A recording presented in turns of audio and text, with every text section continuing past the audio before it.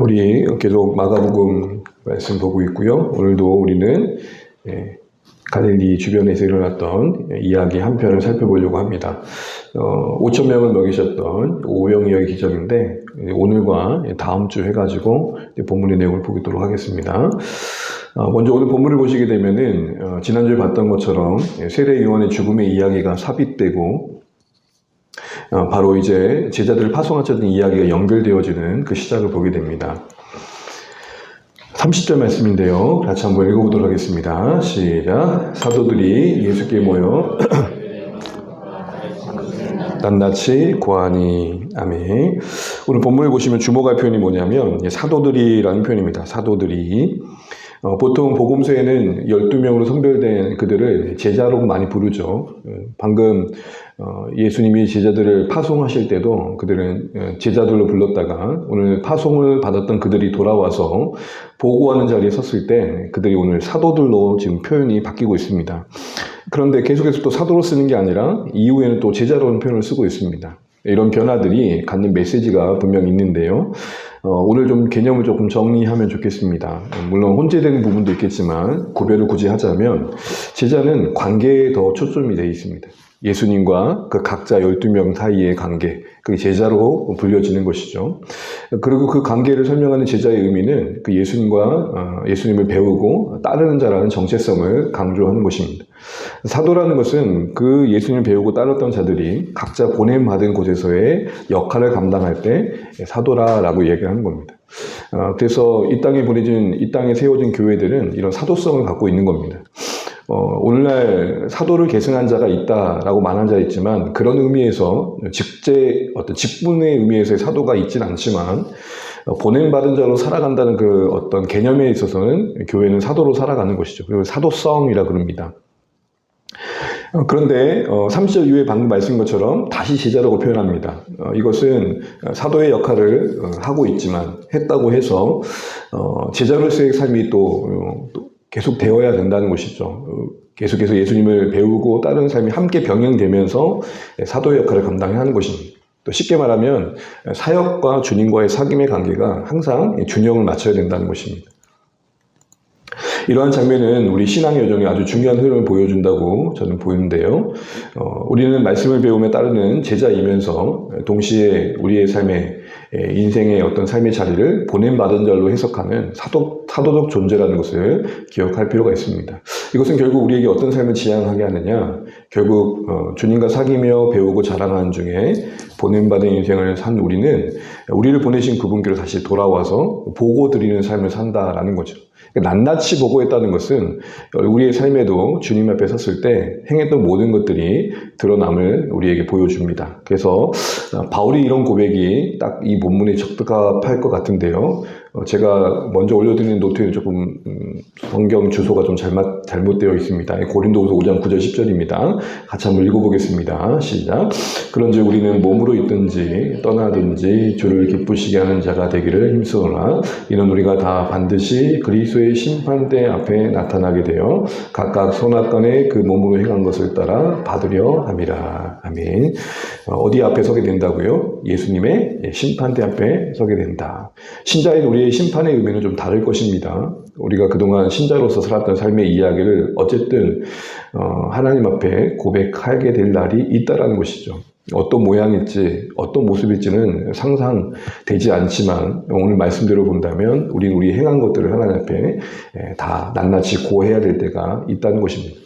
물론 그 심판의 자리는 하나님의 우리가 국률의 은혜 안에서 우리가 하나님 앞에 서게 될 것입니다. 그러나 우리 스스로는 그 영광 앞에 섰을 때 어떤 후회가 있지 않을까 싶은 생각을 해보게 됩니다. 내가 생명 있는 날 동안 더 하나님을 기쁘시게 하는 자로 더 온전히 살았으면 어땠을까 하는 아쉬움이 있는 거죠. 그리고 나서 예수님이 제자들에게, 사도로서 보고한 그들에게 뭐라고 말씀하시냐면 31절 같이 말씀하십니다. 우리 31절, 우리 음영된 부분만 한번 읽어보겠습니다. 시작. 너희는 따로 한적한 곳에 가서 잠깐 쉬어라. 여기 한적한 곳은 어디일까요? 복음서에 이제 여러 이야기들이 이곳에도 나오고 저곳에도 나오고 반복이 되지만 오늘 본문에 5천 명을 먹으신 이야기는 4개 복음서가 다 나옵니다. 그래서 4개 모범서를 쭉 읽다 보면 좀 힌트를 얻게 되는데요. 누가복음 9장 10절에 보게 되면 거기가 아니 벳세다라고 되어 있습니다. 벳세다. 우리 같이 한번 밑에 보시게 되면 벳세다라는 고을로 떠나라고 되어 있습니다. 갈릴리를 뚝 보고 보면 약간 오른쪽, 북동쪽에 가까운 곳에 있죠.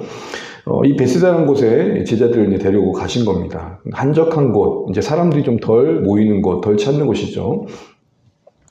상황을 좀 보게 되면 당시 제자들은 안 먹어도 배부를 만큼 안 먹어도 배부를 만큼 뭔가 좀 약간 어떤 자신들을 통해서 이루어진 이들의 성과에 심취된 흥분의 상태였던 것 같습니다.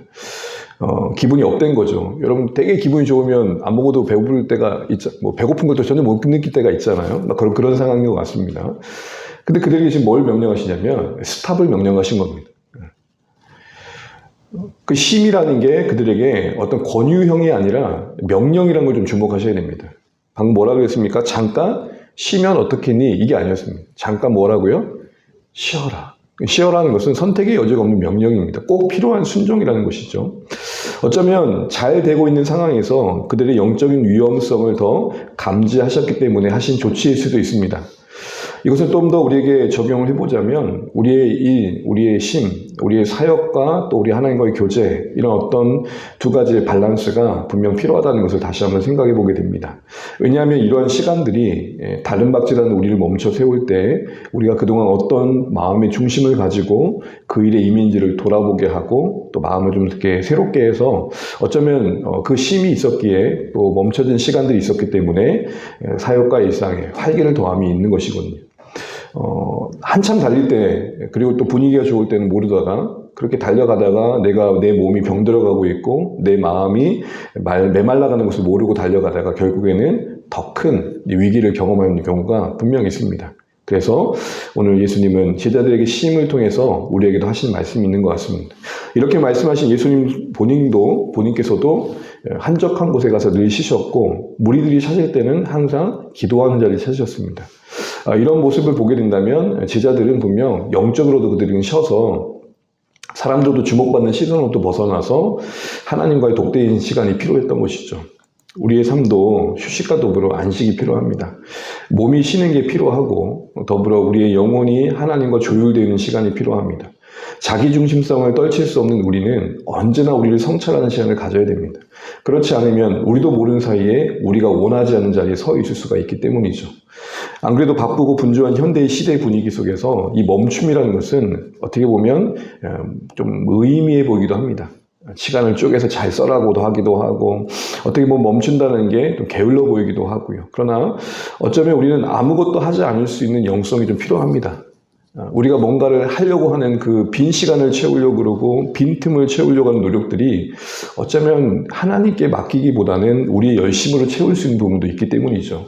그래서 각자마다 좀 다를 수는 있겠지만 너무 빠른 걸음이 우리의 발음을 상실할 수 있다는 것을 잊으시면 안 됩니다.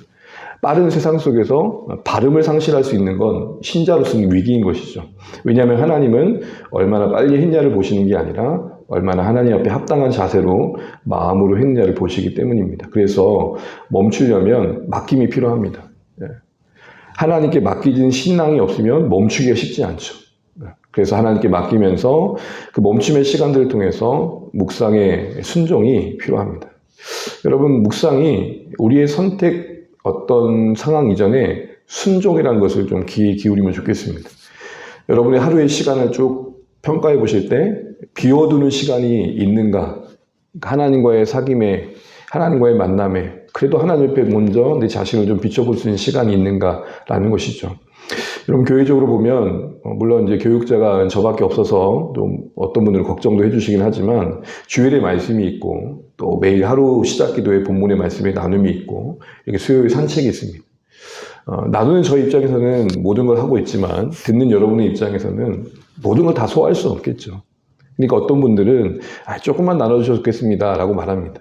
이거 틀린 말이 아닙니다. 그런데 어떤 분은 주일 말씀보다는 하루 시작 기도의 말씀이 더 와닿는 분들이 계시고 유용한 분이 계시고 어떤 분들은 수요 말씀이 더 와닿는 분이 계십니다. 그러니까 듣는 이들의 입장에서는 와닿는 게 다르니 나누는 저희 입장에서는 최대한 많이 나누는 게 공동체 전체에게 유익한 것이죠. 이 상황이 계속되면 분명 안 되겠죠. 짐을 나눌 수 있는 사역자들이 더 세워지는 건 필요한 것일 겁니다. 그러나 지금 이 시점에서 오늘 저희 입장에서는 그런 전체적인 것을 보고 하고 있다라는 것들은 좀 기억해 주시면 좋겠고, 그런 의미에서 여러분들은 모든 걸 다 소화해야 되느냐 그런 측면보다는 가능하면 그 중에 내가 정말 꼭 붙들어야 될 것도 놓치지 않고 지속해 가는 게 참 중요한 것 같습니다. 매일 아침 여러분 아침에 이렇게 새벽에 말씀을 나누고 교육자실에 가가지고 계속 정리해가는 시간들은 저에게는 아침에 큰 시간을 소요하는 시간입니다. 그러나 그 시간이 들여져서 어느 한두 분이라도 말씀을 읽고 그날 하루의 마음을 좀 정리할 수 있다면 참 유익하다 싶은 생각을 해보는 것이죠. 어쨌든 여러분 맡김 가운데 멈춤의 시간들을 확보해 가시면 좋겠습니다. 제가 이제 전문가는 아니지만 공부를 잘하는 애들과 못하는 애들 비교를 해보면 시간표를 보면 압니다. 공부를 안 해본 애들은 9시부터 10시까지 영어, 10시부터 11시까지 수학 이렇게 짭니다. 빈틈이 없습니다. 근데 여러분 실제 해보십시오. 영어 끝나고 바로 수학 됩니까? 50분 하고 10분 쉬고 항상 쉬는 시간을 확보하는 거죠. 그런 의미에서 우리의 신앙도 좀 비워두는 시간이 필요하다. 신의 명령에 한번 순종해 보시면 좋겠습니다. 그게 여러분 하루 시작 기대가 될 수 있으면 좋겠고, 또 여러분 각자마다 일터의 삶에 따라서 하루의 어떤 삶의 어떤 리듬에 따라서 정해가면 좋겠습니다. 밤의 시간이 좀 여유가 되신다면 그 시간에 또 잡으시면 좋겠고, 그래서 어쨌든 비워두는 시간이 있어서 하나님 앞에 내 영혼을 조율하는 안식이 확보되면 좋겠습니다. 그리고 나서 제자들이 몰려오는 사람들을 만나게 되는데요. 예수님은 제자들을 한적한 곳으로 데려가려고 했는데 그걸 먼저 발견한 무리들이 미리 동선을 파악하고 쫓아갑니다. 그런 상황 속에서 제자들보다 먼저 도착해가지고 큰 무리들이 예수님을 기다리죠. 참 그렇잖아요. 좀 쉬려고 그러는데 누가 와가지고 뭔 이야기를 하면 여러분 이렇게 좀 귀찮은 게 있죠. 그렇고 좀 이렇게 쉬고 싶은데 하면 좀 다음에 이야기하면 좋겠다 싶은 생각이 들 것 같습니다. 부담이 되는 거죠. 오늘 예수님은 그렇지 않고 오히려 그들을 뭐라고 보고 계십니까? 목자 없는 양같이 헤매고 있는 그들을 보고 불쌍히 여기십니다. 이 목자 없는 양같이 그들을 봤다라는 건 어떤 말일까요? 이것은 예수님이 새롭게 표현하신 게 아니라 구약의 표현인데요. 구약에는 종종 목자 없는 양으로 이스라엘의 형편을 표현할 때가 있습니다. 공통점은 뭐냐? 지도자의 부재입니다. 지도자가 분명 있지만 지도자가 그 역할을 제대로 하지 않아서 이스라엘이 결국 타락하게 되고 영적으로 큰 위기에 처하게 될 때 그때 표현했던 게 뭐냐? 목자 없는 양입니다. 한 예를 들자면 우리 함께 읽어볼까요? 시작. 내 양떼가 노략거리가 되고 모든 들짐승의 밥이 된 것은 목자가 없기 때문이라. 내 목자들이 내 양을 찾지 아니하고 자기만 먹이고 내 양떼를 먹이지 아니하였도다. 에스겔 당시에 이스라엘의 지도자들이 어떻게 행동했는지를 보여주고 계십니다. 백성들의 영혼의 형편을 살피고 도와야 될 그들이 오히려 자기 배에 채우는데 바빴다는 거죠. 그게 목자 없는 양이다라고 이야기를 하고 있는 겁니다. 오늘날도 마찬가지고 예수님 당시에도 마찬가지였습니다. 예수님 당시에도 말씀을 가르치던 서기관들과 바리새인이 분명히 있었습니다. 그런데 목자가 있었지만 목자 역할을 안 한 거죠. 하나같이 그들은 그 사람들의 내면의 영혼의 필요를 보기보다는 어떤 종교의 행위를 강조하고 그릇된 말씀을 가르치면서 자기들의 이익을 위한 시스템을 구축해 갔던 겁니다. 그런 목자 없는 형국을 오늘 예수님은 동일하게 보고 계신 거죠. 오늘날도 우리의 삶에 목자 없는 양과 같은 처지의 사람들이 참 많은 것 같습니다. 많은 교회들이 있지만 사실은 교회로 인해 상처받는 사람도 제법 있습니다. 많은 지도자들이 있는 것 같지만 또 제자들의 어떤 그릇된 말씀에 권면을 해서 힘들어하는 사람도 분명히 있습니다. 예수님을 제대로 알지 못하고 인생이 진작 가야 될 길을 모르고 헤매는 사람도 있습니다. 무엇보다도 세상적인 영예가 전부인 것처럼 정신없이 쫓아다니는 사람도 우리 주변에 있습니다. 신앙생활 하면서도 잘못된 가르침에 끌려서 어려움을 겪는 경우도 있습니다. 이런 목자 없는 양과 같은 형편에 있는 자들이 있다는 건 우리에게 중요한 역할을 먼저 우리에게 보여주고 계시다는 것을 생각해 볼 필요가 있습니다. 예수님이 목자 없는 양과 같은 큰 무리를 위해 하신 일이 곧 우리가 해야 될 일이라는 것입니다. 예수님이 오늘 본문을 보게 되면 이 큰 무리를 향해서 가르치시죠. 그리고 다음 주에 보겠지만 5천 명의 그 영혼, 남자만 5천 명인 그 무리들의 필요를 채워주십니다. 그런 가정에서 이렇게 말씀하십니다. 37절 한번 읽어보겠습니다. 시작. 대답하여 이르시되 너희가 먹을 것을 주라 하시니 여짜오되 살아 먹이리이까. 주목해 보이실 표현은 너희가 먹을 것을 주라는 겁니다. 이 이야기가 주목되어야 할 이유는요. 그 전에 했던 제자들 말 때문에 그렇습니다. 제자들이 그 전에 뭐라 그럽니까? 예수님, 이렇게 말씀을 듣는 무리들이 이제 저녁이 다 돼가는데 여기서는 빈들이니까 먹을 걸 전혀 제공할 수 있는 환경이 안 됩니다. 각자 알아서 먹게 흩어지게 하시죠. 제안을 했던 겁니다. 이 제안에 예수님의 답이 뭡니까? 너희가 먹을 것을 주라는 겁니다. 예수님이 먼저 얘기하신 게 아니라 제자들이 그런 상황에 대해서 판단한 것에 대해서 다른 이야기를 하시는 겁니다.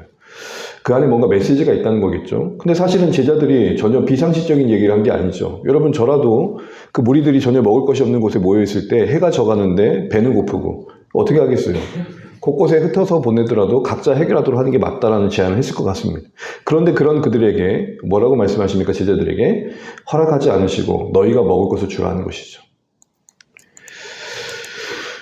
이는 목자 없는 양과 같은 큰 무리들을 섬기는 일에 제자들을 동역자로 세우시는 장면을 볼 수 있습니다. 그렇게 볼 수 있는 근거는 다른 곳에서도 목자 없는 양에 대한 이야기를 하실 때 하신 말씀 때문에 그렇습니다. 우리 마태복음 9장 36절에서 38절 좀 묵상하는 마음으로 좀 같이 읽어보겠습니다. 무리를 보시고 불쌍히 여기시니 이는 그들이 목자 없는 양과 같이 고생하며 기진함이라. 이에 제자들에게 이르시되 추수할 것은 많되 일꾼은 적으니 그러므로 추수하는 주인에게 청하여 추수한 일꾼들을 보내주소서 하라 하시니라. 마태복음 본문의 상황은 여기와 좀 다르지만 동일하게 큰 무리들이 목자 없는 양과 같이 바라봐졌을 때 예수님의 간절한 기도 제목은 뭡니까? 그 목자 없는 양과 같은 무리들을 먹일 수 있는 일꾼들을 구하신 것. 이런 맥락에서 본다면 오늘 너희가 가서 먹을 것을 주라 이 말은 단순히 양식을 챙겨주라는 차원 이전에 오늘 이 같은 맥락에서 목자 없는 양과 같은 무리들을 너희들이 바라보고 나의 손길이 되어줘서 그들을 돌보고 먹이는 동역자가 되면 좋겠다. 그런 제안일 것입니다. 이렇게 본다면 성도의 우리의 삶은 목자 없는 양 같은 이들을 위해 저는 이렇게 말씀드리고 싶습니다. 먼저 부름받은 일꾼. 이 말인즉슨 우리가 살아가는 삶의 자리에 분명 우리 주변에 조금만 눈을 돌려보면 목자 없는 양과 같은 이들이 있다는 겁니다. 우리가 너무 우리 자신에만 어떤 중심되어져서 물론 상황이 그럴 수 있어서 너무 분주해서 그럴 수 있지만 우리 자신에게만 매몰되어져서 우리를 보내신 그곳에 목자 없는 양 같은 이들을 우리가 전혀 헤아리지 못하고 있다면 오늘 이 말씀의 맥락에서 보면 우리가 좀 돌아봐야 할 부분이 있다는 것이죠. 그렇다면 여러분 말씀을 마무리해가면서 목자 없는 양 같은 이들을 위해 사는 삶의 모습은 무엇인가? 오늘 본문의 두 가지가 저는 눈에 들어왔는데 너무 당연한 거겠지만 그 시작은 분명 우리에게도 주님의 시선과 마음이 있어야 된다는 겁니다. 예수님의 안타까움 그리고 불쌍의 마음이 있을 때 사실은 우리가 우리 자신을 넘어서 우리 주변에 목자 없는 양 같은 이들의 형편을 보게 되는 것이죠. 모든 관심이 나에게만 있거나 너무 주변에 무관심한 것, 사실 이것은 신자로서 우리가 다시 한번 돌아봐야 할 모습입니다. 구원은 삶의 방향만 아니라 세상에 보는 눈을 바꾸기 때문입니다. 이거를 우리는 바울의 고백에서 다시 한번 확인하게 되는데요. 말씀 같이 한번 읽어보겠습니다. 16절입니다. 16절. 그러므로 우리가 이제부터는 어떤 사람도 육신을 따라 알지 아니하노라. 비록 우리가 그리스도 육신을 따라 알았으나 이제부터는 그같이 알지 아니하노라. 아멘. 육신을 따라 알지 않는답니다. 우리 대신에 죽으신 예수님을 믿는 바울은 그 예수님을 사는 삶을 살아가면서 사람들을 보는 시선이 바뀌었다고 얘기합니다. 어떤 인생도 자기는 이제부터 육신을 따라 육신을 따라 판단하지 않는다고 합니다. 육신을 따라 알지 않는다, 육신을 따라 판단하지 않는다. 이 말이 뭔 말입니까? 세상 기준으로 사람을 평가하지 않는다는 겁니다. 그의 외모로, 그의 배경으로, 그의 신분으로, 그가 이룬 어떤 것으로 보지 않는다는 겁니다. 나의 이해관계 속에서 저 사람이 얼마나 나에 도움이 되느냐, 그런 식으로 사람을 보지 않는다는 겁니다. 그 안에 예수의 생명이 있느냐, 없느냐, 하나님과 관계 속에서 저 사람은 생명 있는 자리에 있느냐, 그렇지 않느냐, 그런 구원의 관점으로 본다는 것이죠. 여러분, 진짜 예수님을 믿는 것, 우리가 예수님을 구주로 믿는다는 것은 바로 시선에 있어서 내가 사람들을 볼 때 그 사람을 보는 시선의 기준이 바뀐 것으로 확인할 수 있다는 것이죠. 육신을 따라 이전에 예수님을 바라봤던 그들의 시선은 이제는 바뀌어서 사람을 볼 때 이제 육신을 따라 알지 않는다 말합니다. 예전에 바울이 예수님을 볼 때는 유대교의 관점에서 보다 보니까 어떤 정신없는 사람이 자신을 하나님으로 여기는 사람이었겠죠. 랍비가 너무 율법에 심취해가지고 자신이 하나님 줄 착각하는 사람이었겠죠. 그런데 이제 육신을 따라 보는 시선이 거두어지고 예수님이 영광의 하나님이신 보인 뒤에는 그는 사람을 겉으로 보면 보지 않겠다 바라고 있는 것입니다. 사실은 이것은 우리의 본성을 거스르는 겁니다. 육신을 따라 알지 않는 게 쉽지 않습니다. 여러분, 일단 우리는 경험이 있다 보면 그 경험 속에서 사람들을 다 판단합니다. 그렇지 않습니까? 저도 그런데 여러분 다 그렇잖아요. 그게 다 틀렸다고 볼 수 없지만 거기에 우리가 갇혀가지고 세상의 기준으로 사람을 보는 일에 우리가 너무 익숙해진 걸 좀 염려할 줄 있어야 됩니다. 사람을 볼 때 내 안에 국률이 메말라 가고 있고 그 사람의 겉모습이 나를 더 초라하게 하는 쪽으로 다르게 사람을 보고 있다면 우리가 세상을 보는 기준을 다시 한번 점검해 봐야 된다는 거죠. 마지막으로는 우리 손에 있는 것을 드릴 수 있어야 됩니다. 오늘 본문의 말씀에 병행 본문인 요한복음을 보게 되면 너희가 먹을 것을 주라고 하실 때 이런 말씀을 성경은 말하고 있습니다. 요한복음 6장 6절입니다. 같이 한번 읽어보죠. 이렇게 말씀하시면 친히 어떻게 하실지를 아시고 빌립을 시험하고자 하십니다. 오늘 본문만 보면 너희들이 먹을 것 줘라 하는 게 제자적인 너무 황당한 요구인 것 같아요. 그런데 그렇게 질문하신 예수님의 의중이 요한복음에서는 뭐라고 나와 있다고요? 시험하려고 그랬다고. 여러분, 시험이라는 단어는 헬라어로는 같은 단어입니다. 페이라조인데 이번 주 승리하신 때도 잠깐 얘기할 것 같긴 한데요. 주어가 뭐냐에 따라서 이 페이라조가 넘어뜨리는 유혹이 되기도 하고 훈련시키는 시험이 되기도 합니다. 그러니까 유혹이 되기도 하고 어떤 연단의 기회가 되는 주어가 누구냐에 따라서 주어가 사탄인 경우에는 유혹이 되는 거고 주어가 하나님 경우에는 연단, 테스트가 되는 겁니다. 특별히 오늘 본문은 예수님께서 시험하고자 하셨으니까 그들을 넘어뜨리는 유혹이라기보다는 그들을 연단하시는 시험의 기회였던 것이죠. 그들은 이 과정 속에서 드러나게 되고 그리고 자신들이 어떠한 방향으로 갈지를 확인하게 됩니다. 그들이 이런 고백을 하죠. 200데나리온도 부족합니다. 이 말은 가능하다는 말이에요? 불가능하다는 말이에요? 네, 불가능한 말이죠. 예수님 계산이 좀 없으셔서 그런 것 같은데 이건 진짜 200데나리 있어도 될까 말까 하는 일입니다. 이게 된다는 말이에요? 안 된다는 말이에요? 아예 안 되는 상황입니다. 이 불가능을 얘기하는 거죠. 그러나 이것은 그들이 너무 계산적인 판단을 한 것이었죠. 지금 제자들을 이대로만 볼 게 아니고요. 지금까지 걸어온 궤적을 한번 생각해 보십시오. 폭풍을 잠잠케 하신 예수님 옆에 있었습니다. 거라사에 귀신 들린 자를 쫓는 것을 봤습니다. 12의 혈기병 걸린 여인을 고치신 걸 봤습니다. 무엇보다도 해당장 야이로다를 죽은 자 가운데 살리는 것을 봤습니다. 그럼 적어도 예수님이 뭔가 요구하실 때는 예수님 정말 그게 예수님의 능력으로 가능한 일입니까 정도는 물어봤어야 될 겁니다. 그런데 그들은 발빠르게 계산하면서 200데나리온도 부족합니다 라는 판단을 하죠. 근데 이것이 뭘 드러내는 거였습니까? 그들의 현실을 드러내는 거였습니다. 이게 연단의 역할입니다. 연단은 우리가 누구인지를 드러내고 그렇기 때문에 우리는 하나님을 더 의지하는 자로 살아가야 됩니다라는 방향을 제시하는 겁니다. 그러니까 애초에 그들이 할 수 있을 거라고 기대하고 물으신 게 아니라 결국은 너희는 나 없이는 할 수 없다는 것을 알게 하시기 위해 시험이 주어지는 겁니다. 그러니까 여러분, 그래서 승리의 개념은 뭐냐? 이기는 게 아니라 겸손해지는 겁니다. 신앙적인 승리의 개념은 뭐냐? 내가 어떤 넘어짐도 없이 저걸 해내는 게 아니라 그 과정 속에서 겸손해지는 겁니다. 승리의 또 다른 말은 뭐라고요? 겸손해지는 거예요. 어느 순간에도 하나님의 도움이 없이는 나는 할 수 없다. 이걸 깨달아가고 각인하고 가슴 깊이 새기는 겁니다. 그리고 나서 하시는 질문이 뭐냐? 너희에게 떡이 몇 개 있냐는 질문으로 이어지십니다. 너희에게란 말의 초점은 뭡니까? 그들에게 없는 것이 아니라 있는 걸 물어보시는 거죠. 그래서 떡 5개, 물고기 2마리가 있다고 얘기하시고 거기서 기적을 일으키는 씨앗을 만들어 가십니다. 이런 말을 드리고 싶습니다. 하나님은 우리가 가진 것을 통해 우리가 할 수 없는 일을 이루신다. 그들 가운데 뭐가 있는지를 물으셨다는 것은 그들이 가진 게 아무리 작은 것이라 할지라도 그걸 시작으로 삼으셔서 하나님은 일을 해가기를 기뻐하신다는 겁니다. 그러니까 참 인간적인 생각일 수 있는데 조금만 더 조건을 갖추면 내가 더 하나님께 더 쓰임받을 수 있을 것 같아요 라는 생각 자체가 때로는 비신앙적인 이유가 그겁니다.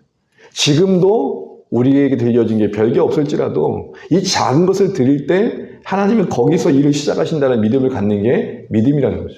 네, 그런 의미에서 우리 한번 따라해 보시죠. 하나님은 우리가 가진 것을 통해 우리가 할 수 없는 일을 이루십니다. 우리가 아무리 작은 것이 있더라도 그걸 드리는 그 시작을 통해서 일을 이루어 가신다는 이 믿음의 시선이 우리 생애를 바라보는 관점이 되셔야 됩니다. 그러기에 말씀을 맺으면서 너희가 먹을 것을 주라는 이 요청은 보잘것 없더라도 겸손히 하나님께 드릴 때 하나님께서 목자 없는 양 같은 인생들을 회복시키는 하나님의 도구로서 사용하실 것에 대한 소망을 주는 말씀이다 라고 할 수 있을 것 같습니다. 사모님 반주해 주시죠. 오늘 이 말씀 들었던 것들 기도 제목으로 쭉 읽으면서 함께 정리해가면 좋겠습니다. 어려운 본문은 아니잖아요. 그래서 주신 말씀들 기억하시면서 기도 제목으로 쭉 읽어가시고 정리하고 우리 찬양하고 기도 제목 기도하는 시간 갖겠습니다. 제가 먼저 맨 위에 읽겠습니다.